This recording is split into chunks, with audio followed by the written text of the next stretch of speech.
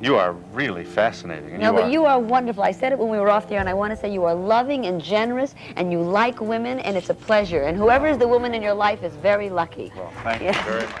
Marlo Thomas was once everything America dreamed of, a brilliant blend of brains, beauty, and independence, glowing with confidence and charm. When she stepped into the role of Anne-Marie in That Girl, she didn't just play a part, she sparked a quiet revolution. Anne wasn't just a character, she was a cultural shift. She showed a generation that a woman could chase dreams without chasing a ring.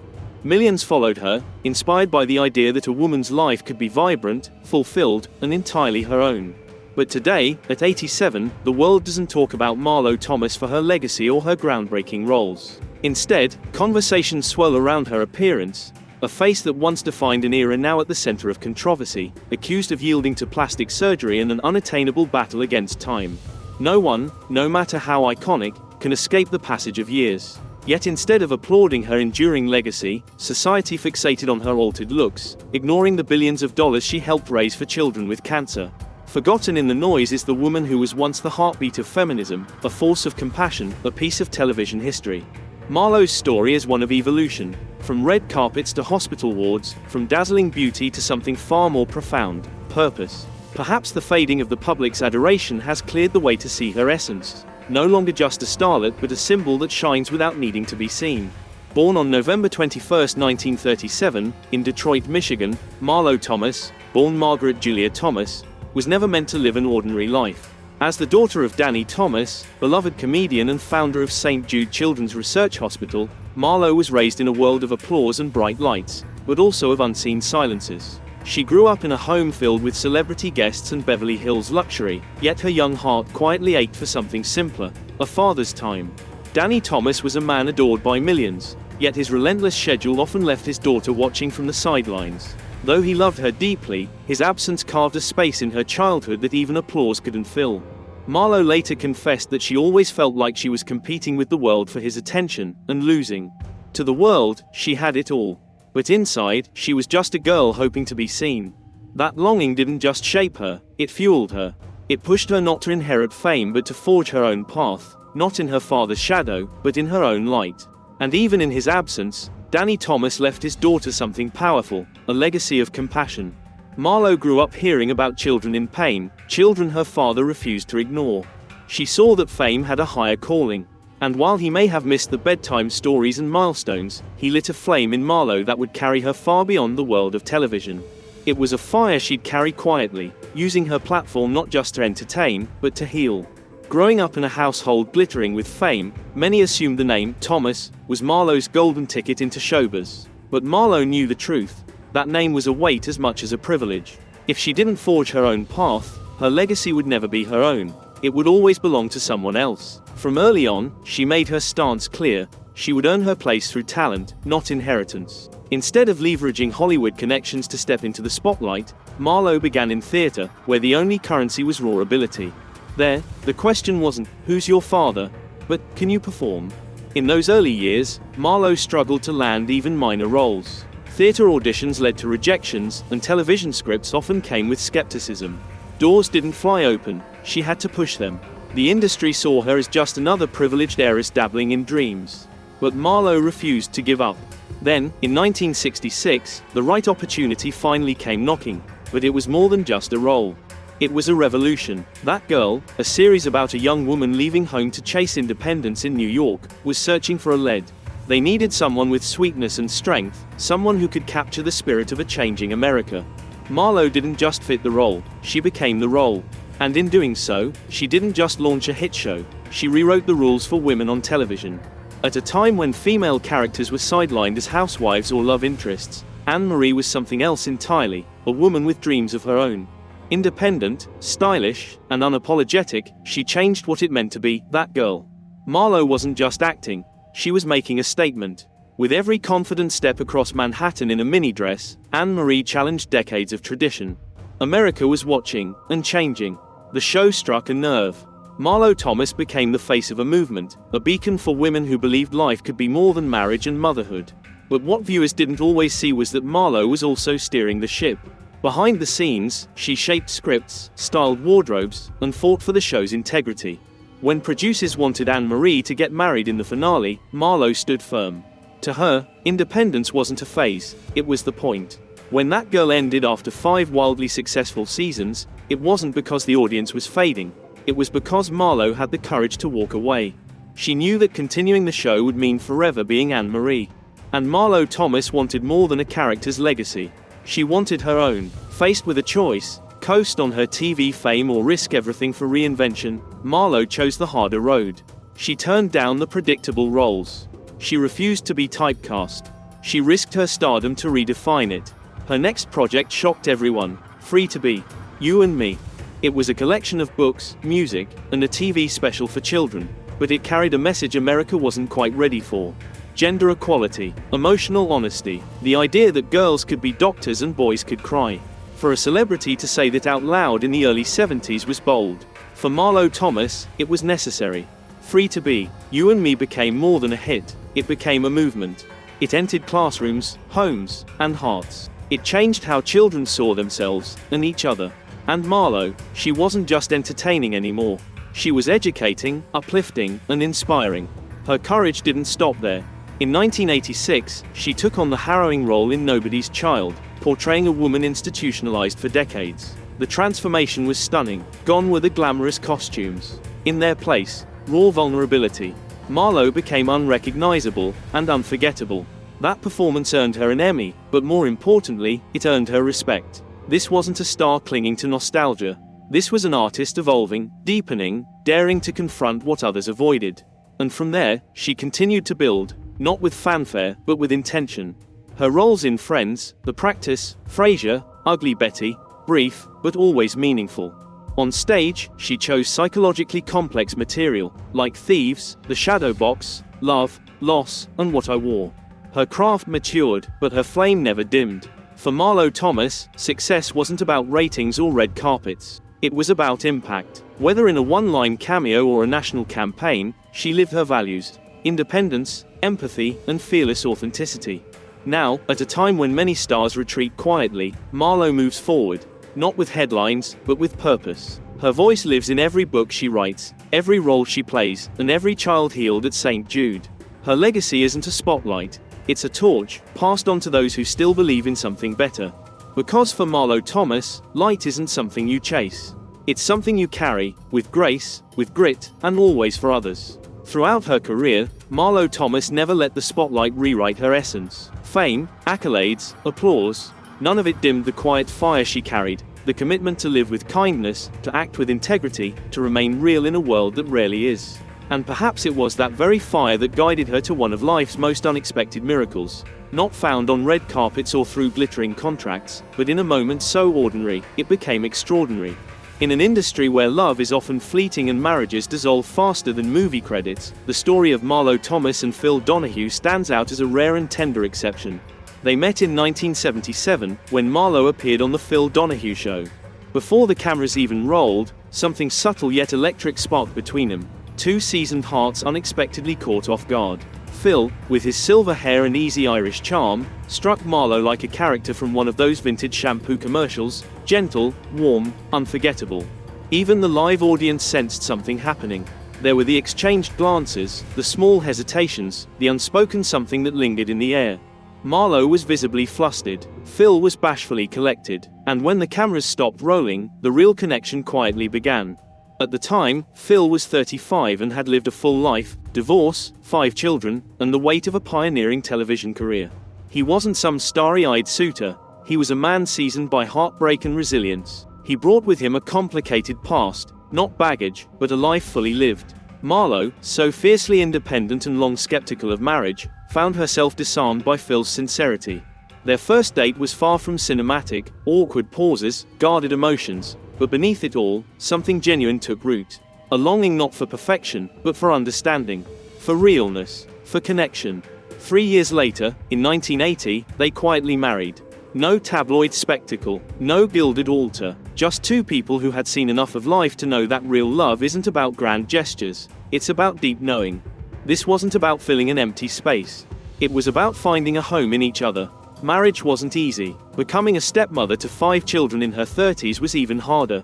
Marlo admitted she felt lost at first. There was no guidebook, no script to follow, no applause for navigating the complex dynamics of loving someone with a full past. But Marlo didn't try to erase that past or rewrite it. She moved with humility, slowly, quietly. She didn't attempt to become a second mother.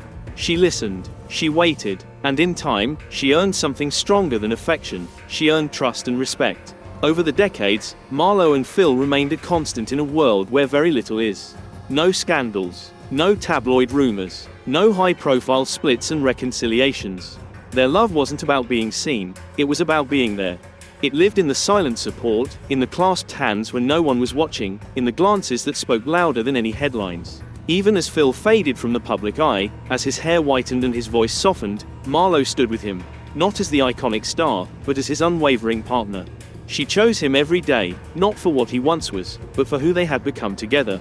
And when asked in 2021 about a marriage that had lasted over 40 years, Marlo didn't need a long explanation. She smiled and simply said, "I don't think I changed because of Phil. I think our love taught me that sometimes giving up a small part of your freedom to share a life with someone else is a different kind of freedom." And perhaps in Hollywood's whirlwind world, where headlines are fleeting and even love seems to have an expiration date, the story of Marlo Thomas and Phil Donahue endures as a quiet, powerful testament. When patience meets respect, and love is allowed to breathe without performance, even the most independent spirits can choose to stay, not out of need, but out of deep, unwavering choice. Love gave Marlo a harbor, a steady shoreline after decades of sailing alone. But even the safest shores can't shield us from life's unrelenting waves. Despite all she had built, a luminous career, a grounded family, Marlo still faced battles no stage could spotlight. Time was one of them. Society's cruel fixation on female beauty was another. And beneath it all, the silent bruises left by impossible standards, ones that chase women long after the curtain falls. Marlo Thomas had once been the radiant face of American television, those sparkling eyes, that effortless smile, the grace of a woman untethered and confident. She wasn't just a star, she was a symbol, a beacon for a generation of women learning to dream beyond the domestic mold. But time, gentle, quiet, and merciless, touches everyone. No one escapes it, and as the years passed, change came. Lines etched themselves into her once flawless face. The contours softened, the features that had once defined an icon began to shift. In Hollywood, where a woman's age is not merely noticed but judged, the spotlight grew colder. Like so many before her, Marlo turned to cosmetic procedures, not for vanity, but perhaps as armor against a world that refuses to accept a woman's aging with grace. But instead of empathy, she was met with mockery. Photos of her at public events began circulating, her skin pulled too tight, her nose altered, her expression unfamiliar. The commentary was swift and cruel. Tabloids ran with unforgiving headlines. She used to be beautiful. Marlo Thomas unrecognizable at 87. And the whispers, as always, were louder than truth. Some lamented her lost beauty, others condemned her for trying to preserve it. As if she owed the world a graceful descent into age. As if a woman could only grow old on society's terms. Through it all, Marlo said little. No dramatic interviews, no defensiveness, just quiet strength. In a few rare conversations, she said softly, "I do what makes me feel more confident. Not to look beautiful for others, but to feel like myself." It wasn't a plea for approval. It was raw honesty, tinged with the sadness that comes when a woman's value is measured by how little she's changed. Because perhaps the most visible marks on Marlo Thomas's face weren't from age or surgery. Perhaps they came from the crushing, invisible weight that every woman carries when the world insists that her worth begins, and ends, with youth. Marlo didn't lose her beauty. It was the world, blinded by its own cruelty, that lost the ability to see it beneath the softening skin. Amid the relentless criticisms, the scrutinized photographs, Marlo Thomas continued to move forward, perhaps slower, perhaps wearier, but always with the quiet grace of someone who refuses to let others define her. There are wounds she never needed to speak of. They show clearly in the smile she carries now, a smile not as dazzling as it once was, but one filled with the quiet strength of a woman who has learned to smile through her deepest scars. From the time she was a little girl, Marlo witnessed her father, Danny Thomas, dedicate his life to building St. Jude Children's Research Hospital, a hospital that never charged families a penny for treating children with serious illnesses. It wasn't a fairy tale. It was nights when her father was absent, consumed by fundraising efforts. It was family dinners interrupted by urgent meetings. It was dreams that had to be set aside, which once made Marlo feel invisible. But as she grew older, she understood. Love does not always show up in the form of presents. Sometimes, love is poured into something much greater than oneself. When Danny Thomas passed away in 1991, Marlo didn't just inherit material wealth. She inherited a sacred promise. Not everyone would have dared to carry such a heavy legacy. St. Jude was never just a hospital, it was a vow. A vow that no child should fight cancer alone, that life should not be determined by a family's bank balance. And despite her own illustrious career, Marlo stepped into that role with unwavering commitment. For over 3 decades, she hasn't just been the honorary face of St. Jude. She's poured her heart into every fundraising effort, from community campaigns to media drives, to artistic projects she personally spearheaded, all to sustain the hospital's mission. Books, music albums, charity CDs bearing her name, with every cent of their proceeds going directly to St. Jude. But for Marlo, it was never about the numbers. It was about the faces. The children in hospital beds, frail in body but their eyes still glowing with hope. The parents who cried, holding each other's hands, when told their child had a chance to live. The handwritten thank you letters from survivors, notes from kids who grew up, no longer patients, but forever grateful. Marlo didn't do charity work to polish her public image. She did it from a place of empathy, because she knew what it felt like to yearn for the presence of someone you love. She did it as if saving each child were a way to fulfill her father's unfinished dream, and perhaps a way to heal the empty spaces in her own heart. In addition to her work with St. Jude, Marlo was also one of the founding members of the Ms. Foundation for Women, alongside Gloria Steinem, an organization that advocates for women's rights in America. At a time when talking about gender equality was considered rebellious, Marlo didn't hesitate to speak up, even knowing that criticism would follow her every step.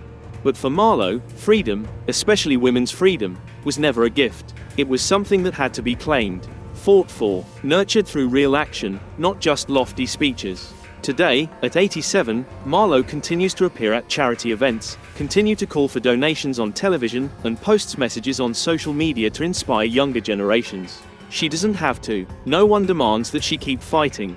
But Marlo chooses to stand in the world, quietly, like a keeper of a flame, illuminating the small dreams her father once sparked. And she has never let that light go out. Some people spend their entire lives searching for their own light. Marlo Thomas, after all the successes, the losses, the controversies, and the relentless effort, chose to become the light herself. Though time has taken much away, that light, quiet and enduring, remains undiminished. At 87, Marlo Thomas no longer appears regularly on screens, no longer graces the glittering rankings of fame as she once did, but she has never truly disappeared. Marlo is present in the places few notice, in fundraising campaigns for St. Jude Hospital, in inspirational talks for young women, in handwritten thank you letters from those she has helped without ever meeting. Her life now is far simpler. No more grand parties, no more glamorous tours. A day in Marlo's life begins with quiet work, reviewing new fundraising plans for the hospital, recording brief charity appeals, or simply posting words of encouragement to those battling illness, failure, or loneliness. Marlo lives with Phil Donahue, her partner of over 44 years, in a cozy home where they have chosen peace as the greatest reward for their lives. They no longer need to prove anything to the world. Their presence beside each other, after all the storms, is answer enough. As for Marlo, she still receives deep affection from generations who grew up with that girl, with Free to Be, You and Me, with the messages of kindness she never stopped sowing. Each rare public appearance, though her hair is now white and her face bears the marks of time, Marlo still holds on to one thing, that smile. No longer dazzling, but gentle, calm, and utterly genuine. When asked what she is most proud of, Marlo doesn't mention awards, movies, or famous projects. She simply smiles and says, "I think the most beautiful thing is to look back and know that somewhere, lives were touched. Just because you dared to believe in good things." Not everyone can journey from a television icon to a beacon of compassion while keeping their heart intact. Marlo Thomas has done it, quietly, patiently, and steadfastly, like a small star in the vast sky. A star that may no longer blaze as brightly as before, but still silently lights the way for those lost in the dark. And perhaps, in a world that grows ever noisier and more hurried, such steadfastness is worth more than all the dazzling fame she once possessed. Marlo Thomas was never the kind of person who made the world stop with loud scandals. She didn't live chasing golden trophies or glittering magazine covers. She chose a different way to exist, by sowing good things and accepting that sometimes those seeds would bloom quietly, without the need for applause. Marlo Thomas's life was not just the years of that girl, not just decades on stage or moments before the camera. It was a long journey, woven between glory and sorrow, between recognition and doubt, between public lights and lonely moments unseen by anyone. She walked through it all. Youthful radiance, career triumphs, enduring love, painful losses, the ruthless pressure of time, and still held on to the simplest thing: faith in the value of kindness, freedom, and patience before the trials of life. Today, those who glance only at Marlo Thomas's changed face may be quick to judge. But if they paused a little longer, if they looked closer at what she has left behind, the hospitals saving thousands of lives, the campaigns that reshaped an entire generation's thinking, the lives inspired to keep moving forward, they would understand. True value isn't found in what time can take away. True value lies in what even time cannot touch. Perhaps each of us, at some point in life, has feared being forgotten, has fought to hold on to something meaningful amid a world that constantly changes. After hearing Marlo Thomas's story, do you see a part of yourself in that journey? Is there something in you that once burned brightly, once scarred deeply, once lit the way for others without anyone ever knowing? Share with us your thoughts and feelings, because sometimes, a single story shared is enough to ignite another light in someone's heart. And who knows, among those shared stories, we may just find our own light too. Don't forget to subscribe to our channel to continue exploring the emotional life journeys of the world's legends.